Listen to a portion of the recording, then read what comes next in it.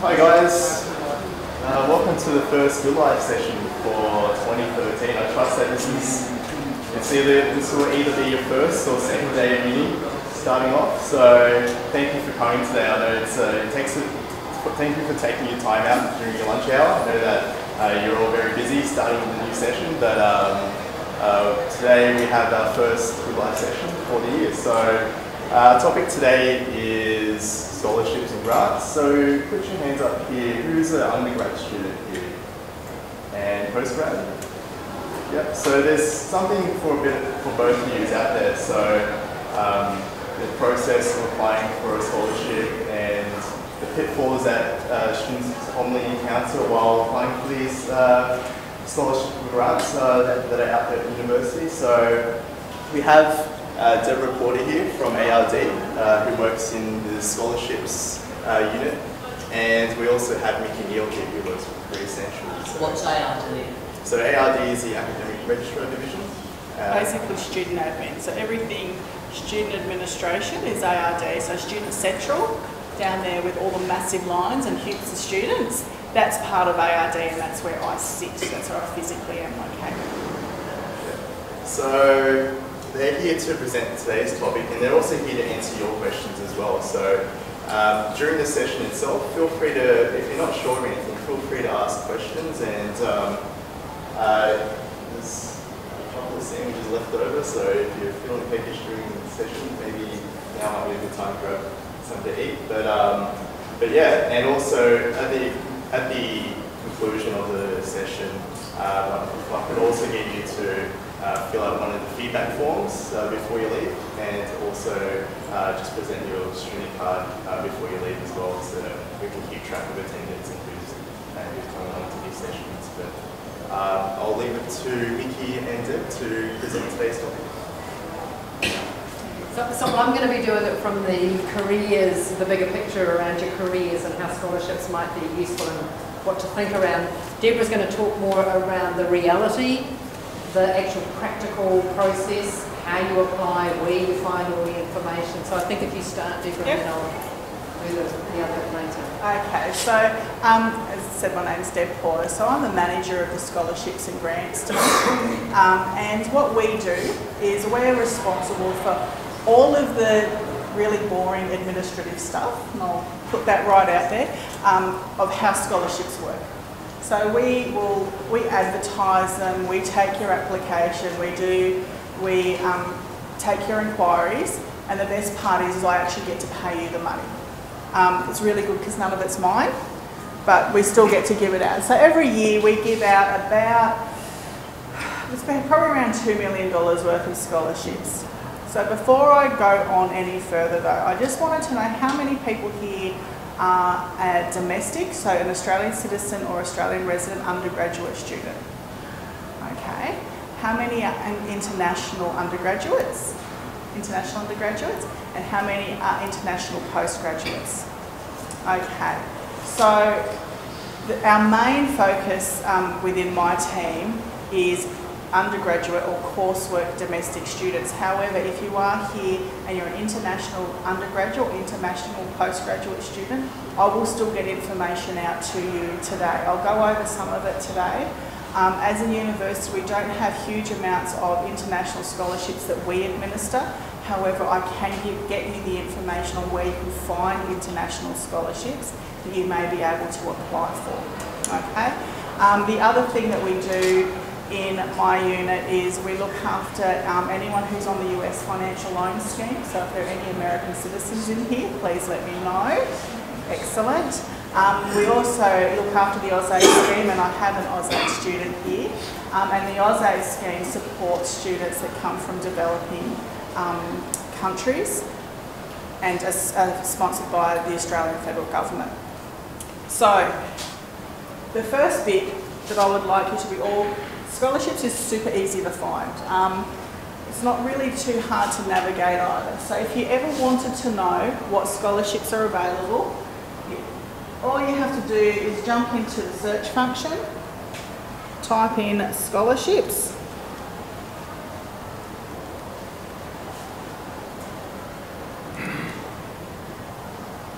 and the first link here, that's the scholarships website. It's not that hard. If you were so inclined, you could just type in scholarships at UOW. But if you're already on the university site, it's super, super easy to find.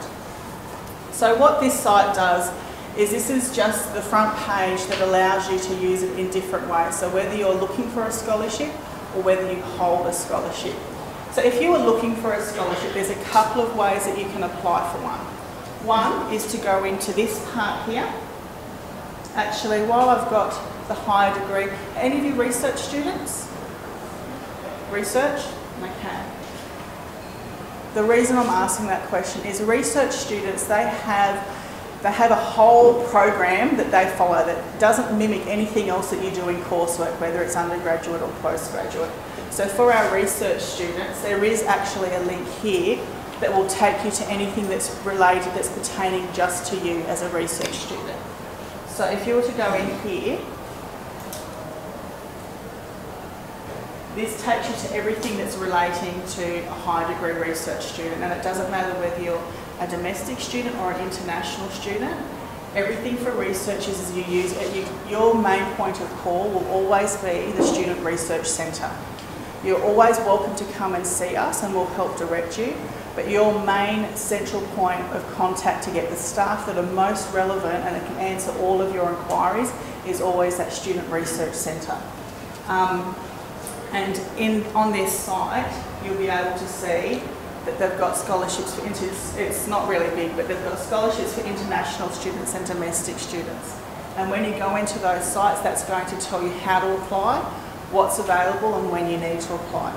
A lot of the research scholarships actually require you to have, for your supervisor to be part of the application process.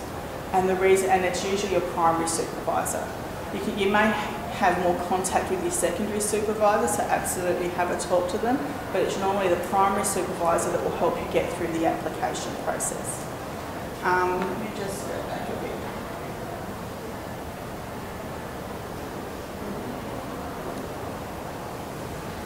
So now, everyone who's coursework, so you're going to hear coursework as a phrase regularly.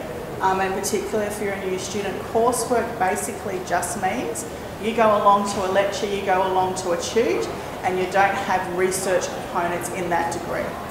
So it's go along to a subject, get a mark, and then that's published. So you're not actually working on research individually. That's such a basic explanation, but whenever you see them and you go coursework, well, I don't know if I'm coursework, that's just the easiest way to get around. Are you in a class, you're getting a mark for it, then you're coursework, you're not doing research.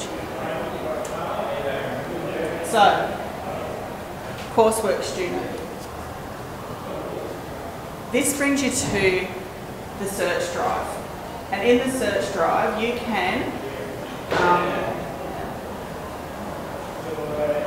go through here and you can select all of the criteria that might be pertaining to you. So you're first year, you're coming out of high school, you could be in your second or third year, any of those things you can go through and tick.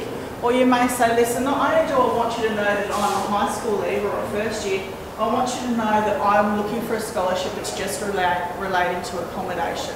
Or I'm looking for a scholarship because I'm really great at sport and I have some really high level of representation in sport. And that's all I'm interested in. I'm not interested in anything that has to do with academics or anything else. That's what I'm looking for.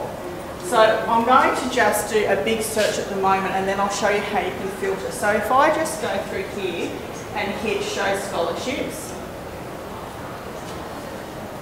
this will show anything that is currently available. So at any time of the year, we're continually signing up scholarships.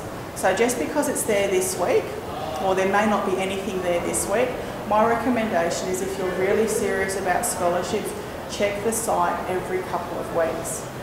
Now, where possible, who's had a go at their Soul's mail messages? Okay, who's looked at them and gone, oh my gosh, there's so many. You haven't been overwhelmed yet? That's fantastic. We try, where possible, to send, so say I get a scholarship that says, I want someone who came from a country town, say Orange. I want someone who went to school in Orange. I want them to be studying maths and I want them to be a second year student. So what we'll do in my team is we'll go through and we'll get all the details. So everyone who studied at Orange, then I'll go through and go, okay, of those in Orange, who are doing a maths degree, and which of those are in the second year. So we will try to filter it as much as possible. Then what we'll do is we'll pick up all of those students that might meet that criteria, so that's just those 3 broad criterion, and we'll send you a soul's mail message and we'll say, hey, there's a scholarship out there. We think you're going to meet the eligibility. Here's the link, go and check it out. So when that's available, we do try and do that. However, SOLS is, as you're going to go through your degree, there's lots of people using this internal messaging. There's going to be things from your lecturers, there's going to be things from Good Life. Lots of people are going to be accessing it. So don't rely on a message coming to you. You do have to be a little bit proactive. So now this is showing all the different scholarships that we have at the moment. We've probably got about 17 was the last time when I was having a look at these. And you'll see that everything is out there. There's 4 pages of scholarships at the moment, even though it says 7, and we'll actually stop at about page 4. So that's one, and that's a lot of information for you to gather, okay? So if you ever came to this site, we've got another toggle or search function along this side that you can access. So this is where you can go, you know what, I am a 3rd year student and I want a scholarship that's going to recognise. There you go. So this is going to start showing you, okay, of what you've told me, this is what we have available. And that's going to be able to reduce your searches. So does anyone have a search you'd like me to run now? So what's something you'd like me to have a look at for a coursework student? General residential. General residential, okay. So you want one for accommodation. I'll get rid of the other toggle ones. Actually. Are they only available for certain years? Yeah, they are. So when you're looking at it, always try and give yourself a couple of options. Otherwise you'll end up getting frustrated. So general residential is for a brand new student. I've already awarded those. I have to award those in about January of every year. However, when you're telling me you need something for accommodation, the other thing that you're telling me is this is really expensive and I think I'm going to be meeting some criteria that says, you know, I'm financially, I'm struggling, okay? So I would recommend you tick on that button as well.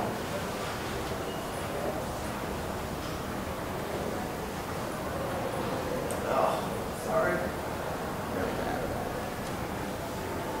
Okay. Once again, this is going to pick up. This is picking up anything. I don't have anything for accommodation. So if you were looking for accommodation, that would come up empty. But the fact that you've kept financial and/or social disadvantage is going to still keep you and giving you options. Okay. So then when you go into them, so say I'm a medical student, and I go that one. I actually think that one looks not too good, not too bad. I'm meeting all of those criteria. You click into it and it gives you the information about the scholarship. And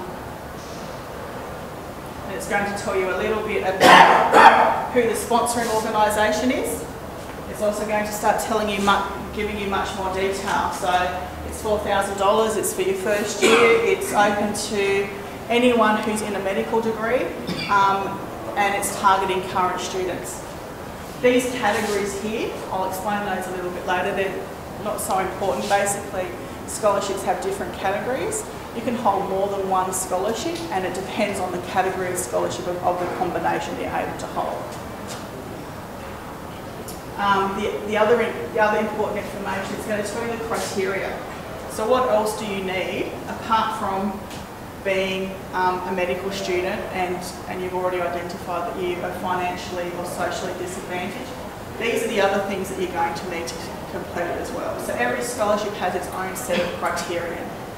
And the next bit is how to apply. Now, my dream would be that you could do all your applications online. Last year was the first year we piloted future students online, and that program is still going to take about 12 months for us to fix those. So I really regret to tell you that it's still a paper application. What we are trying to do though is if you have applied for a scholarship and when we get it and I look at it or my team look at it and we go, you know, they've only put this one application in, but I actually think they're going to meet 3 other scholarship criteria, we'll actually contact you and we'll force your application to be pushed through to those selection panels. I can't say we have a 100% success rate that we pick all of those up, but it is something that we're trying to reduce you having to keep putting applications in and just making sure that you have as many opportunities as you possibly can to have a bite of the scholarship apple. Okay? We were about you. Pardon? Sorry, because I'm the first year and I went through that online process and I loved it. I mean, it was fantastic. Yeah. Yeah, I was tickled pink that I'd been considered for women in engineering. Yeah. Did you tick it? Yes. Yeah. So what would have happened is if we went through your criterion, so when we went in women for engineering, you could have put your application in, however I will go through and vet them and go, that's the boy, take him out. So you can put as many applications as you want in. There is a process that we're going through and actually making sure that you do meet the criteria. If at any time you're putting an application in and you're just not sure if you have all the information, all you need to do is go to Student Central. The lines for my counter are much smaller. You can attest to that. You can actually just walk up and have a chat to us. It's counter 1. So if you've got any application, you're like, man, I don't know if I've done this right, come on down to counter 1 and one of the team will go up and help you, or they'll bring the application to me and I'm more than happy to have a flick through it and then to go back and have a look at this one. I would recommend you do this, or no, it's all sweet, that's fine, submit it and we'll take it in for you. So we're totally accessible and we're in the office. There's someone in that office every day from 9 till 5. I think that's about me. Oh, there's one thing, sorry. I'll take you back to the site and show you some extra little bits. So in here, so before I was showing you the search function, so on the side, there's lots of other bits of information that we have in there for you. One, it tells you about the program, so what's happening in the program. And another thing that will also go to how to apply, so what you need to do for your application process. This is the most frequently asked questions that we get. We do update these about every 6 months, we'll go in. But pretty much every question, the question you're most likely to ask is going to be in those FAQs. So to save yourself some time and some angst, jump on, have a look at the FAQs. If your question's not there, you can send us an email. Our turnaround on emails is within 12 to 24 hours, so you do get a response back pretty quickly. And the other thing we have in here are other opportunities. So these are scholarships that I'm not necessarily responsible to manage. However, it's information that we think you as a student would like to get more information on and save you having to try and navigate the universities, all the offices in the university to get you information. So in there, I've got another link in there for coursework postgraduate students. There's scholarship information that will take you to the Study Abroad and Exchange Office for their information. For Indigenous Australian students, there's also information there for the Indigenous scholarships that both the federal government and state governments put up, as well as the cadetship program external scholarship opportunities. So that's where it's got nothing to do with the university, but it's an organisation that says if you have the space, can you please put this out there for your students to access. I've also got a place called Hobson's. When you put your student numbers down today, I'm going to send you this link, but Hobson's is basically an external organisation that have a contact with every single university within Australia, and we go in there and we put all our information of the scholarships we have. They also have contacts with many organisations who support students but want to support it through their own organisational structure and not through the university system. And so they're things like with BHB Billiton, with OptusNet, with the Commonwealth Bank. They will also advertise there as well. So I'll put the Hobson's link into the information that we send to you. and that'll just give you another place that you can possibly find, you know, a scholarship that's going to help fund your studies. Okay, I think that's it for me. I'll hand it over.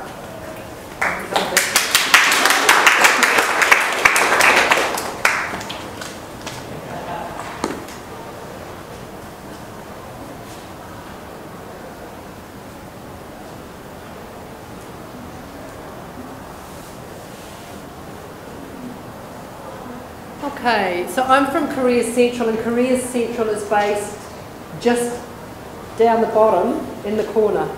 And my name is Mickey. I'm one of the career counsellors there. So I'll talk a little bit at the end about the other services that we offer you as well that might be useful in this whole process. Right, hang on, how do I go back?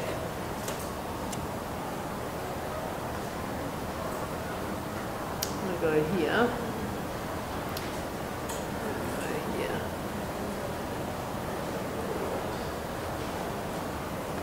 So when you're putting in for an application for a scholarship, there's several things that might be needed, and this is where I might get you to talk around that a little bit more too. A cover letter, you might need to email to say please find enclosed my application for a scholarship. A resume, you know, or your CV. Sometimes there might be key selection criteria depending on the sort of scholarship you're going for, and I'll explain what that is a little bit later. It's a separate document. Maybe you need to put in a portfolio. There's application forms you absolutely will have to fill out. So when you're looking at the scholarships, you need to look at what is actually required of me in the application. And it's really important when you put your application in that whoever's receiving it says, yeah, this person is really interested in this scholarship, they're not just filling out forms and sending stuff off and hopefully something might happen like a lotto ticket. Can you just talk a wee bit around what might be required around this? So whenever I showed you what the sponsoring organisation or person, their details on there. So whenever, I'll give you an example. Say I've got, we actually have Extrata. They're a large mining company. And they offer scholarships to engineers on a regular basis. They probably do about $140,000 a year to new students. So their portfolios, it's around $300,000 or $400,000 a year. So they're a fairly decent provider of scholarship. So if you were to see that scholarship application, one of the worst things you can ever just do in your first line or the first paragraph of the scholarship application is, oh, I really need the money. Particularly for sponsors, because I know you need the money. I was a student. I know how broke you can be. But that's not the first thing that they want to know. You've got to realise this sponsor is providing the money to the university because they also want to have really good access to our students. So when you're applying in your cover letter, go in and research the organisation. You need to point out how you and your studies are going, and your goals or your aspirations are going to link into the goals and the aspirations of the organisation that you're applying for. So if Extrata are into coal seam gas mining and the benefits that that provides, I would highly recommend that as part of your cover letter, you don't need to write an essay, it only needs to be, a quick paragraph. Engineering student, you have interested in research or working within blah blah blah of the organisation. So it means that you have to actually do a little bit of homework about the place or the person who's going to be funding the scholarship. If it was a community group, say for instance we've got Dr. James was a paediatrician in the Illawarra, and every year his wife, when Dr. James died, she provides the university a scholarship to help a medical student. Really good idea to go in and talk about how, as a future medical practitioner, your interest in supporting the local community with medicine or anything like that. So it's not just about saying this is what I need it for. It's more about, and you're selling yourself. It's how my studies are going to help or align myself with your organisation or you as a person. And it will be really clear in the application which sort of things yes. you're required. Yes. It will all be stated what you need to Good and cool. So with that, very much what Deborah was saying, you know, you're wanting to think, why would you qualify for a scholarship or grant? So you really need to look at, what is the scholarship about? What, you know, how am I going to show that, you know, what personal qualities, what skills, what abilities have I got, what knowledge and qualifications have I got that says I can make good of this scholarship? You know, not just give me the money, thanks. It's like, it's almost like, you know, they're going to give it to you so you can blah, blah, blah, blah, blah. So you need to say what that blah, blah, blah, blah, blah is, yeah? So how will it assist you? Like, you're wanting to think, you know, which scholarships are you going to go for it? Particularly those ones around academic achievement. You know, you're wanting to think, how would this scholarship advance my career? Which companies do I really want to get an opportunity with? And if I can get a scholarship, I mean, even the fact that you get a scholarship is a big tick in the box, because a lot of them are really competitive, and if you can have on your resume and have that experience, it really is advantageous to your career. You're wanting to think, okay, which scholarships, you know, where do I want to go? Which companies, which scholarships are going to actually be the ones I really want to put a whole lot of time and effort into going for? And how is it, like, you know, you get a scholarship, you get money, yeah, that, I reckon that's probably that's the icing on the cake, I suppose. The cake is the experience that a scholarship gives you. You know, you get to be involved in different companies, or often when you get a scholarship, there's other add-ons. You know, if it was a leadership scholarship, professional development, trainings that they put on, people that you meet when you go to the different sort of things. All of those things are just priceless, that come as part of a scholarship. So be aware of the whole, you know, it's a fantastic thing to go for and get a scholarship, but it's those add-ons that are really beneficial as well. So you're going to think, okay, if I've got all of these opportunities, what am I going to do to make the most of that opportunity? So if I was going to go for an academic scholarship, say, you know, if you were working as a pass leader, so you're teaching other students what you already know because you're already doing really well in it. You know, it's like, how can I show that I'm really interested in this subject, that I'm really interested in adding value? What other things that I can do while I'm studying, so that when I go for the scholarship, it says, yeah, this person is particularly interested in this field or in whatever, yeah? And you've got to help them see that you know, if you're doing all those things, then you're going to be someone who's going to make the most of any opportunity, because you're making the most of being a student.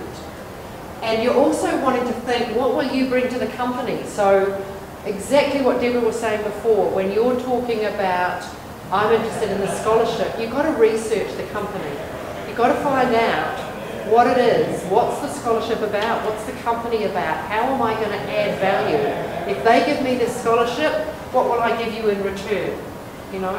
So what's going to add value? If you're competing against other candidates for the same scholarship, what are you going to do and bring to it that says, I'm really going to make the most of this opportunity, and I really want to contribute to this company, and I'm particularly interested in this company because blah, blah, blah, which you've researched, not only on their website, talk to other people who have won scholarships at that place. Are they able to find out from you, Deborah, who's won scholarships, and see if they can talk to the privacy?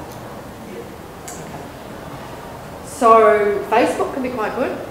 Just sort of checking out, does anybody happen to know anyone who, because I'd love to talk to. But even the company's websites, I imagine, would say a lot.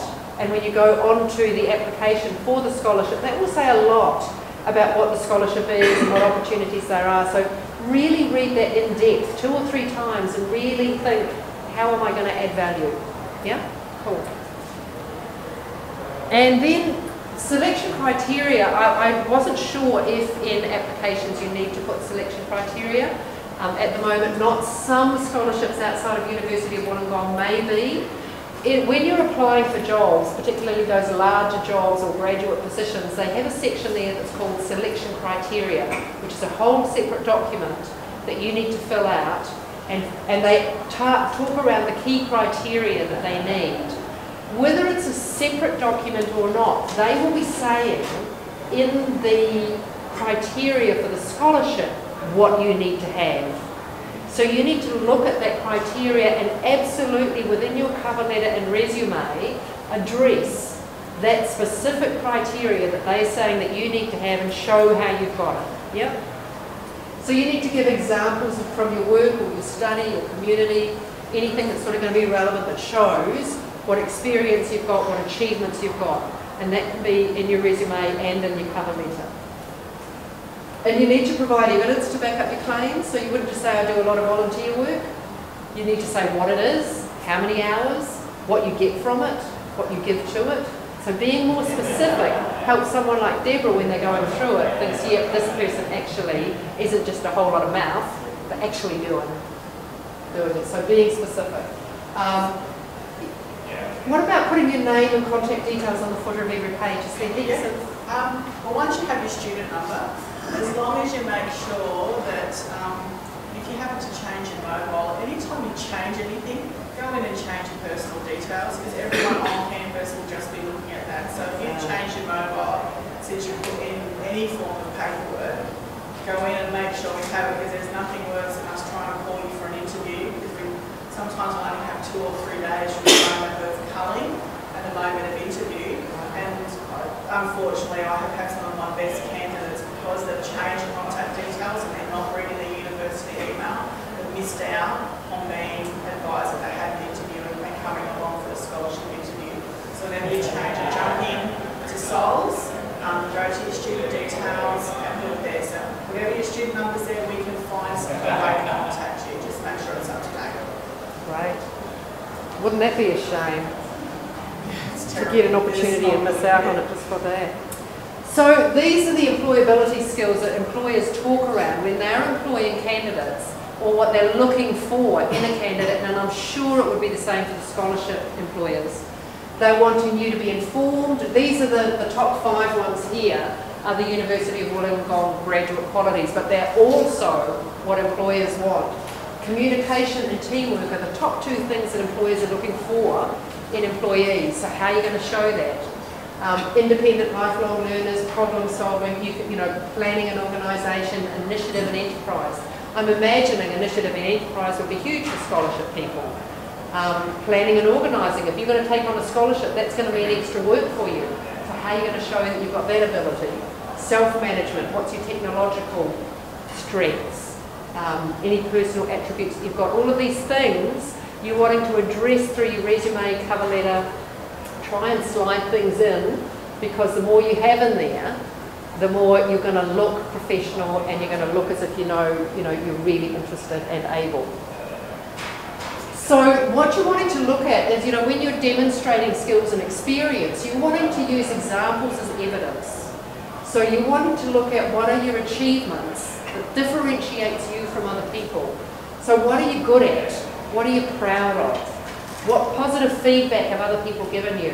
When you're putting stuff in, if you can use statistics, percentages, facts, numbers, all of that, it is so much stronger.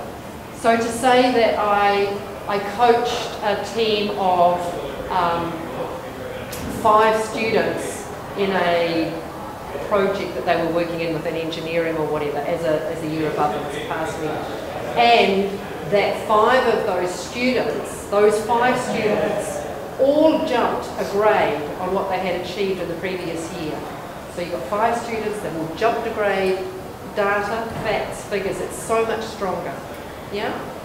As soon as you can get into this stuff, but also getting positive feedback from other people. If you're going for scholarships, you're wanting to really focus on what am I good at? And other people can notice that more than you. So often asking someone else, what have you noticed that I'm good at? And can you give me an example of that? Can be quite illuminating. Because you just think everyone's good at what you're good at. But sometimes you're the one that's good at it, So just getting that from other people can be really helpful. So when you're thinking around, how can I sort of make sure, you're wanting to use several different examples. You don't want to use the same one highlight of your life to show that you're good at a whole range of things. So whatever they are saying, whatever criteria they're saying they want you to have for the scholarship, you're wanting to put those there and then look at different examples where you might have achieved that. This is just a little technique that I think is a fantastic, it's not my idea, it's someone else's, Jennifer, who works as a career consultant as well. But I think it's a wonderful way to start to keep a record of the sort of things. If I'm looking at, you know, teamwork, do I go statistics project or do I go hospitality, or, you know? So you've got a whole range of things that you can really. And when you're also looking at how do I describe what I'm good at, we talk around two things. One is Carl or star, and it's exactly the same. It's looking at what was the context or the situation that I was in, what actions or approach did I take, and what was the result or the response that I got. If you can talk around that in specifics, what was the situation, what action did I take, what response did I get or results, it's going to be a lot more powerful, yeah? And it just gives you a framework. You can also talk around the learning that you got from doing whatever it was that you did, yeah? So it's just a framework to talk around and show what skills and strengths you've got, okay? Cool. So if one of the things was around, show us you've got a proven, you know, an ability to manage projects or to manage multiple projects. This might be something that they're wanting, scholarship students. You know, there's going to be lots of things on your plate. You've got your study plus your internship or whatever it might be. How are you going to manage that? So you need to think of past examples that show that you've got that. And using CAR or STAR is a way, yeah, do that. Criteria that they're talking. Using the same example again and again and again, you know, so try and think of different examples. Rambling, unfocused sentences. When someone, you know, you've got a page at the most for your cover letter. You're really wanting to think, what do I want to say? How am I going to say it concisely? Because it's an example of your communication skills as well. And then irrelevant information. Really thinking, who's this company? Who's the sponsor? What's the scholarship about? Is this relevant? You know, so really target what you need to say. And stating if you're talking around what others have done in the group, you want to talk around what you did, not what we as a team did, but what I did in the team, because they're not employing or giving a scholarship to the whole team, they're giving it to you. So what did you do? Yeah? Cool. And exaggerating information, you know, just make sure that you keep it real. So with online applications, go through that whole process carefully. I think it's a good idea to print the application, although apparently you have to now anyway, but it could be different with outside applications. Print it all in advance, draft your answers, and then all you need to do is cut and paste. So something doesn't go through with your name on it and you can't get it back. So accuracy, attention to detail. Once you get someone else to read it, Deborah was saying that they're there to give people some feedback. That is brilliant. I would be absolutely taking her up on that offer. Just getting an idea so that when you put something in, it's your best work. You know, you're giving yourself the best chance you can give. And then also remember usernames and passwords, so that if you've got to go back in, you can. Proofread it, get someone else to proofread it, because you just don't pick up on your own mistakes. And complete, you know, keep a record.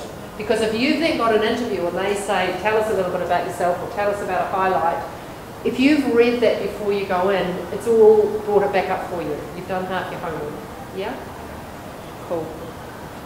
So just with interviews, because, you know, you get the application, I'm just checking the time, you get the application, you put your application in, yep, great, we want you to come in for an interview. It's like, what do I say, how do I prepare, what do I do? So the biggest thing for an interview, you know, these people are really serious.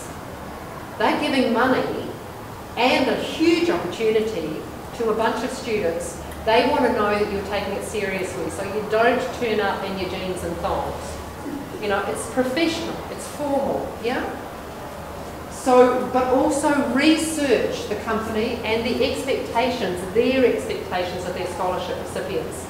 And really think, how am I going to meet that? How can I show them that I will meet that? They talk about behavioural interviews, where they want you to give real examples from your past, because they say your past behaviour is the best predictor of your future behaviour. So a lot of interviews are around about what did you actually do. So you need to convince them that you're going to fit in. That's one of the really big things that they're looking at. How's this person, if they're going to come in, how are they going to fit in with everyone else that's working in this company? Because if someone doesn't fit in, it's painful. You know, so it just creates a whole lot of problems. So they're really wanting to make sure that someone fits in with their culture, that they're going to add value, that you're not just going to be a dead weight, and that you really want that scholarship, not that you just, you know, it'd be nice to have the money, thanks, and I'll give it a go, and if I win it, great. They want someone who really wants it. And you need to convince them. So you need to have thought about examples that demonstrate your strengths and experience, and use those in the interview. And it's really good to do a mock interview. So if you get a scholarship interview, you're welcome to make an appointment at Career Central, but just don't say I've got an interview tomorrow, because you can have to wait sometimes a week or two. But be really, you know, practicing so that you have to voice what it is, what your achievements are, what experience you've got, why you're really interested in that company. If you had to put it into words beforehand, it's easier when you're right in there. It's really hard when you're nervous and stressed to think of examples out of the blue. If you've already thought of them and then thought, all I've got to do is tweak them to the question. And also really be appreciative of the opportunity right from the get-go to the end. You know, if you get here back and say you've got an interview, send them an email back saying, fantastic, I'm stoked, or I'm really pleased, you know, thank you. At the end of the interview, thank the panel for having taken the time and, you know, to have actually made the opportunity available to you. Be really appreciative. Afterwards, you know, right the way through the scholarship, make sure that you get back to people and thank them for all of the opportunities that they give you. Yeah, it's huge. Because you never know, you're looking at your future career. Hopefully it will be with that company or they'll refer you to someone else. So keeping those relationships good and healthy and professional. And I think, yeah, great. So with interviews, you'll see me, I'm often on the interview panels. I've lost track of the number of times I've interviewed. I'd like to give you two examples. One was possibly one of the best interviews I've ever done, and I don't know, I've been doing this job for around 10 years. It was with a guy who finished his HSC. He was really young, he was barely 18. And it was for a scholarship. It was probably going to add, while he was studying, probably about 70 grand. And then he would have walked straight into a graduate entry position with this organisation. And they asked a question was, can you give us an example of time management? And this is how I knew that this kid was prepared. He said, I can give you a great example of time management. I love to surf. And we're all sitting there, and I'm looking at the academic, and he's looked over at the sponsor. You do need to know, everyone on those panels, we have a lot to do with students. So that would be the other thing. Don't worry too much, we all deal with students a lot. Look at the sponsor I can see is going, let's see where this is going to go. And he said, I love to surf, and I also wanted to be a really good student.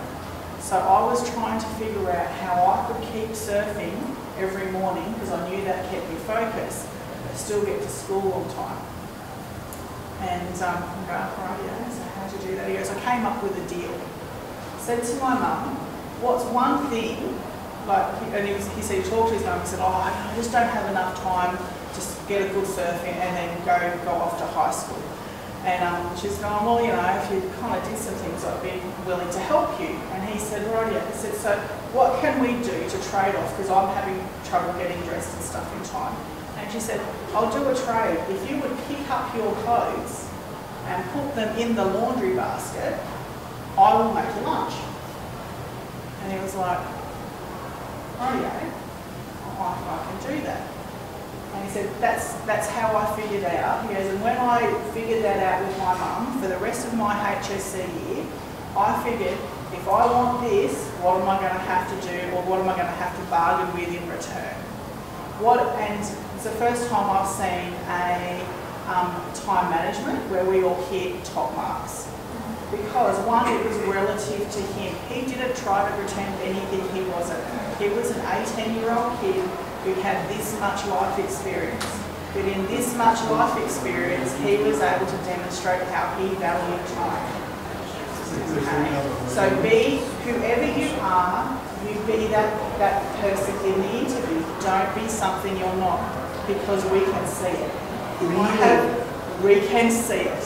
When we ask a question, let me tell you, we can tell in your eyes when you're about to go, I don't know how to answer that, or when you're putting it on.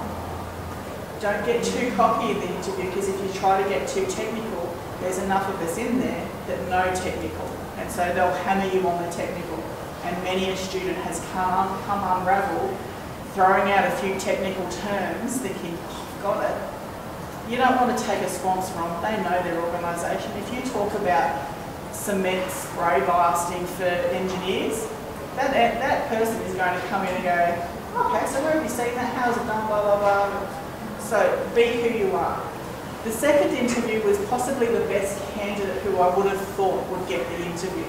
He was, I don't think he had anything less than a HD, and I mean high HDs. You know, we're hitting mid-90s. He had some really relevant work experience. He had been involved in mentoring programs in the faculty, and he'd been doing tutoring. So he